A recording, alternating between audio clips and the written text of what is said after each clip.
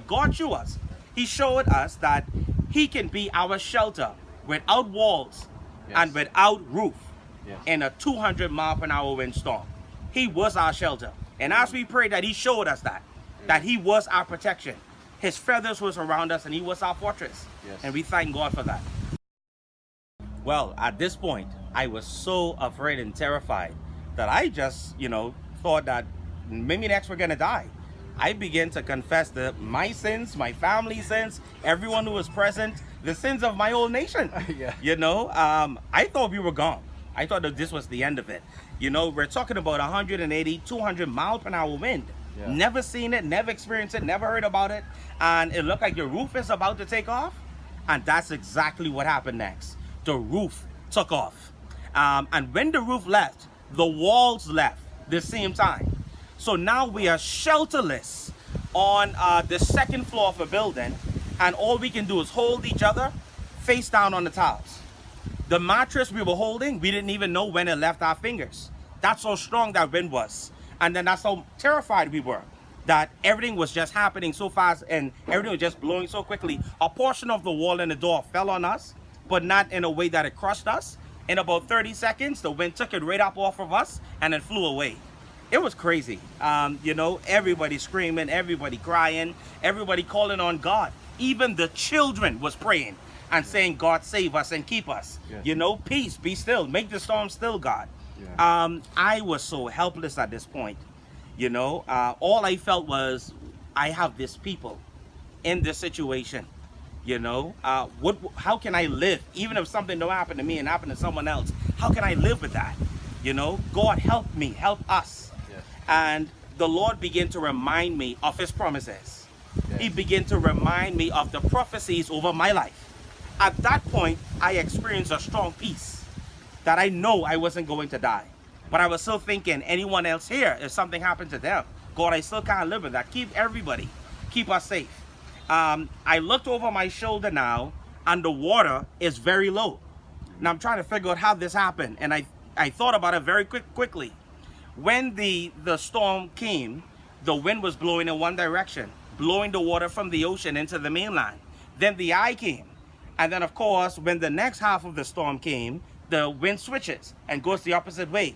So it began to push the water back into the ocean. So that's how the water went down or subsided so quickly. So it clicked to me now, we got to find some way to get down. Of course, there's no stairs. Everybody is face down. We're trying to figure out what to do. There's nothing you can do. If you stand up, you're gonna get blown off of the two-story into the water, and you take the risk of anything hitting you. Things were flying overhead like bullets, and if any wood or metal hit you, you probably would have died. And many people did in situations as such. So I looked over my next shoulder, and on the second floor, there's a plywood that is up. Now, mind you, there's tiles over the floor, but there's a section where there were no more tiles, and a wood in the middle of the floor is taken up.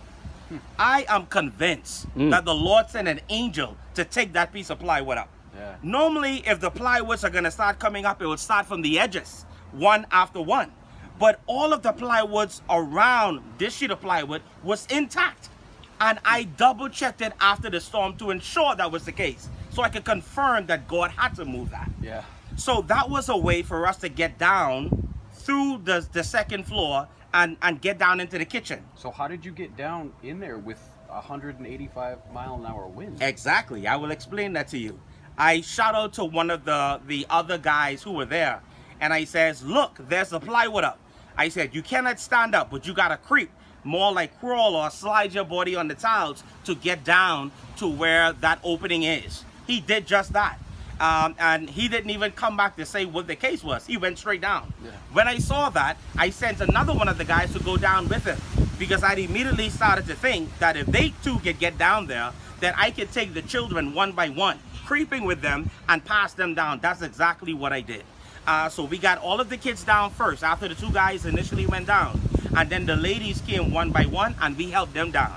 And then at the end, I got down and we were all safe. The water was low enough that we could have stayed downstairs, and of course downstairs is concrete, so it's a little bit more secure, even though we still had some water coming in, but we felt more safe.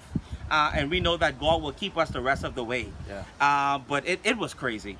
You know, the experience itself is unexplainable. So how long were you guys underneath in the underneath portion of the church? Well, we were underneath for a few days because there was nowhere to go. Was there water inside, or did it all blow out? Well, as the hurricane continued to blow in the opposite direction, the water continued to go down. It did not go all the way down, but in the building, it went all the way down. Okay. In the building itself, but outside there was still water. Wow. Yeah. So we the next day we stayed right where we were that night. Of course, all of this happened in the day. Thank God for that. We didn't know what it would have been if it was nighttime. Right. So that night we stayed there. The next day we started to clean up a little bit to find the driest place in the building to stay. Because at this point we look around and all of the roofs in the other buildings are gone as well. And the other buildings around are very much destroyed. So there was nowhere to go. There's nowhere to run and find any other shelter or anything of that sort. And there are other persons the following day who started to come around, and they were looking for somewhere to go. Right. So we had no choice but to remain where we are, all 13 of us, and to spend a few days there until we got help. About the second or third day, we find that there was shelter in the government building, but that was completely full.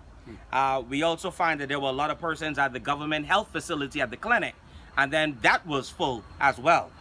So there was no other place to go. So we spent another day and a half right there at the church and made it as comfortable as we possibly can. We're sleeping on tables and chairs and on the floor. And that's the best we could have done. Wow. You know, it's an experience that I would never, wish for anyone to experience. But I thank God for his grace and his peace, his deliverance, and him being our shelter. God showed us. He showed us that he can be our shelter without walls and without roof in a 200-mile-per-hour windstorm. He was our shelter. And as we pray that he showed us that he was our protection. His feathers was around us and he was our fortress. Yes. And we thank God for that. But the experience itself, never want that again. I bet not. Never. I bet not. Never. I want to thank you for all of your prayers for people in the Bahamas, just like Pastor Ryan and his family, because God answered your prayers and he protected them. Thank you so much for praying, and I want to thank you for investing in pastors and churches like Pastor Ryan and First Assembly of God in Marsh Harbor, because it's going to make a difference. God bless you.